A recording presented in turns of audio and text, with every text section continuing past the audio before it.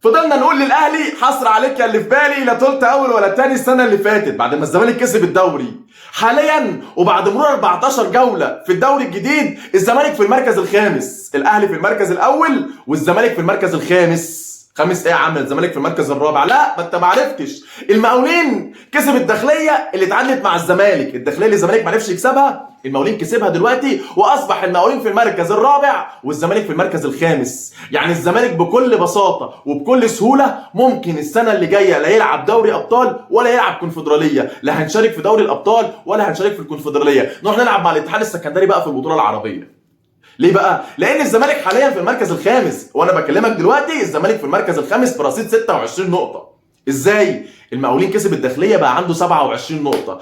المقاولين لاعب ماتش زيادة، المقاولين لاعب 15، أنت لاعب 14، بس أنت عارف هتلاعب مين الماتش اللي جاي؟ هتلاعب غزل المحلة في المحلة، في الميلتا باور، في استاد الرعب.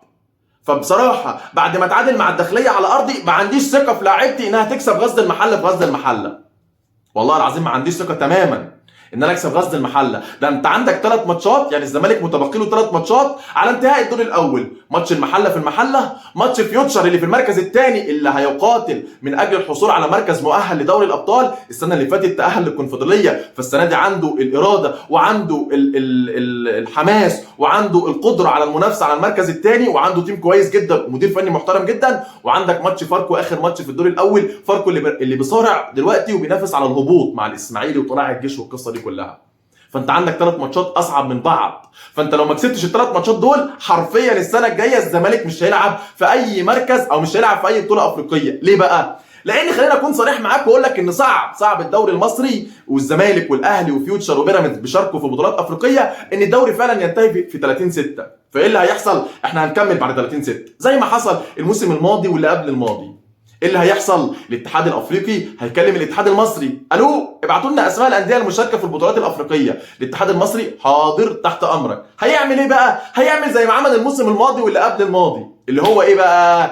هيبعت اسماء الانديه بناء على ترتيب الدوري في الدور الاول. السنه اللي فاتت الاهلي والزمالك شاركوا في دوري الابطال بناء على ترتيب الدور الاول، ترتيب جدول الدوري بعد نهايه مباريات الدور الاول. الزمالك كان في المركز الاول والاهلي كان في المركز الثاني، وفيوتشر وبيراميدز كانوا في المركز، بيراميدز في المركز الثالث وفيوتشر في المركز الرابع. شاركوا فين بقى؟ في الكونفدراليه. طب الزمالك دلوقتي في المركز الكام؟ في المركز الخامس. في المركز الخامس، يعني لا دوري ابطال ولا كونفدراليه، لا دوري ابطال ولا كونفدراليه، ولا حول ولا قوه الا بالله. تخيل معايا كده ان بطل الدوري في اخر موسمين في المركز الخامس. طيب ليه؟ تعال اقول لك ليه باختصار، ليه واحده بس وليه الاساسيه بالنسبه لي. هقول لك ليه واحده بس وليه الاساسيه بالنسبه لي. علشان السمسره، علشان 10 صفقات ما استفدناش منهم حاجه. احنا بنعمل صفقات علشان نحط في جيوبنا ارقام او نستفيد، صح؟ تعال اقول لك مثال، انت عملت كام صفقه؟ عملت مصطفى شلبي، استفدت بمصطفى شلبي؟ استفدت بمصطفى شلبي؟ وانت كنت عامل صفقه زي كده شبه كده صفقه كهربا اللي بيشارك في الديربي وبيجيب جول وعليه فلوس ومع ذلك كهربا متالق. فمصطفى شلبي الزمالك مش هيستفيد بيه، وافتكر كلامي اقسم بالله الزمالك ما هيستفيد بمصطفى شلبي، ومصطفى شلبي النسخه الكربون من كهربا، وافتكر كلامي. الفيديو ده اهو بقول لك فيه ان الزمالك مش هيستفيد بمصطفى شلبي، وان مصطفى شلبي لو فضل في الزمالك فاقسم بالله حرام.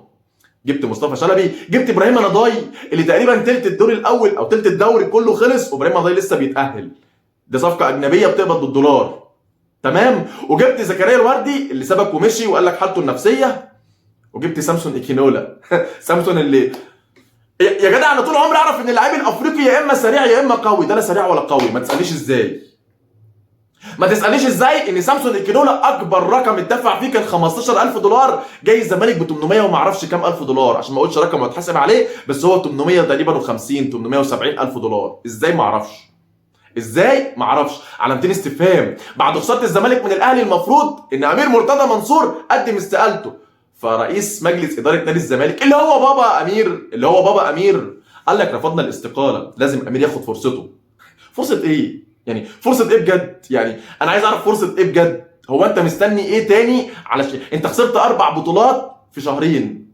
السوبر المصري السعودي خلاص دي بطوله وديه مش مهم، خسرت السوبر المصري قدام النادي الاهلي، خسرت الكاس مصر، واديك بتخسر الدوري، عايز ايه تاني؟ 3 بطولات في شهر، مستني ايه تاني؟ خلاص يناير بيخلص، المفروض انك تدعم الفرقه، المفروض تبدا تشوف احتياجاتك للفرقه لو انت عايز امير يكمل. النهارده 22 في الشهر، 22 يناير، وما عملناش ولا صفقه، حتى صفقه جون ايبوكا اللي كان كله بيتكلم عليها خلاص الى الاتحاد الليبي رسميا. طب ايه بقى؟ طب بالنسبه لمصير جيسوالدو فيريرا مع نادي الزمالك، والله مصير جيسوالدو فيريرا سيبدا نادي الزمالك باتخاذ بعض الاجراءات بعد مباراه فاركو، يعني بعد انتهاء الدور الاول، بعد ما تخرب مالطا.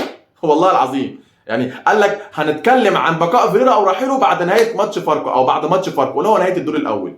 الزمالك عنده 3 ماتشات زي ما قلت لك، عنده ماتش غزل المحله في المحله، عنده فيوتشر، عنده فاركو. انا ما عنديش اي ثقه في اللعيبه ان احنا نكسب ولا ماتش من الثلاثه، وربنا يستر والله العظيم. الزمالك حاليا في المركز الخامس، اهلي اول، فيوتشر ثاني، بيراميدز ثالث، مقاولين رابع، الزمالك في المركز الخامس. ولا حول ولا قوه الا بالله. وهي عزبه، والله العظيم عزبه. انا بحرق في دمي ليه؟ عايزك دلوقتي تقولي توقعاتك لو وصلت هنا في الفيديو، قولي توقعاتك. هل انت شايف ان الزمالك ممكن يكسب ال3 ماتشات وممكن ينافس على مركز مؤهل للبطولات الافريقيه، سواء ربنا كرمنا بدوري الابطال او بالكونفدراليه، ولا الزمالك مش هيكسبهم ولله الامر من قبل ومن بعد؟ وقول لي برضه لو انت زملكاوي والله المشكله فين؟ المشكله في الاداره، ولا المشكله في اللعيبه، ولا المشكله في الجهاز الفني؟ وبس كده، وان شاء الله اشوفكم في حلقه جديده، والسلام عليكم.